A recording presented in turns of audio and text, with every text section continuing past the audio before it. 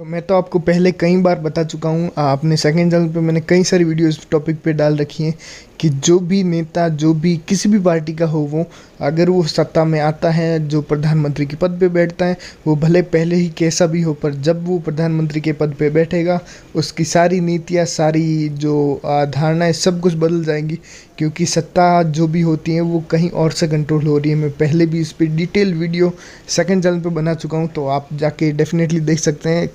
के आर्मी का लिंक है डिस्क्रिप्शन में। तो इसके अलावा इसी टॉपिक पे, इसी से रिलेटेड कुछ पूरी शंकराचार्य जी ने भी बताया, तो आप जरूर से देखिए। वो कई बार ऐसी चीज़ों को बताते रहते हैं, तो देखिए, फिर कमेंट जरूर से कीजिएगा कि आपको क्या लगता है इस बारे में। माननीय मोदी जी प्रधानमंत्री होने के पहले मेरे पास 45 मिनट बैठे थे।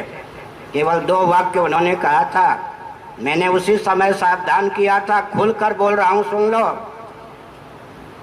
नेहरू जी ने अंग्रेजों की प्रेरणा से जिस कृत्रिम उदारता का परिचय देकर विश्व स्तर पर ख्याति प्राप्त कर ली, वाजपेयी जी के विवश हो गए उस ख्याति को अर्जित करने के लिए हिंदुत्व के नाम पर पद पर आकर राम जी को हिंदुत्व को अंगूठा दिखाने के लिए, समझ गए।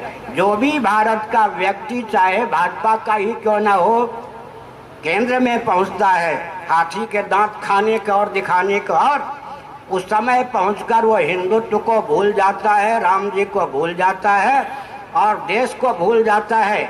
नेहरू जी और वाजपेयी जी से भी अधिक ख्याति प्राप्त करने के लिए सैनिकों को भी गाजर मूली की तरह कटवा देता है। और मैं एक संकेत करता हूँ, इतने आतंकवादी होते हैं, उनका कोई निश्चित वेश नहीं होता, बात ठीक है ना। उनके वाहन का कोई निश्चित रंग नहीं होता। अब तक ये सुधार नहीं हो सका। हमारे सैनिक निश्चित वेश नहीं होते हैं, उनके वाहन के निश्चित रंग ही होते हैं। आतंकवादी हमारे सैनिकों को, उनके वाहन को सुगमता पूर्वक पहचान जाते हैं और आघात कर देते हैं। बल्कि बड़ी विचित्र बात यह है, पाकिस्तान ने, बांग्लादेश ने बुद्धिमत्ता पूर्वक, जिनको हम सैनिक कहते हैं, हथियार चलाने में समर्थ, उससे ऊपर के जितने हैं, कितने मस्तिष्क को खरीद रखा है, आपको नहीं पता है। हमसे क्यों पोल पट्टी खुलवाना चाहते हैं? हमारे देश के रक्षा विभाग के मनुष्यों का मस्तिष्क पाकिस्तान और बांग्लादेश चीन ने खरीद लिया है।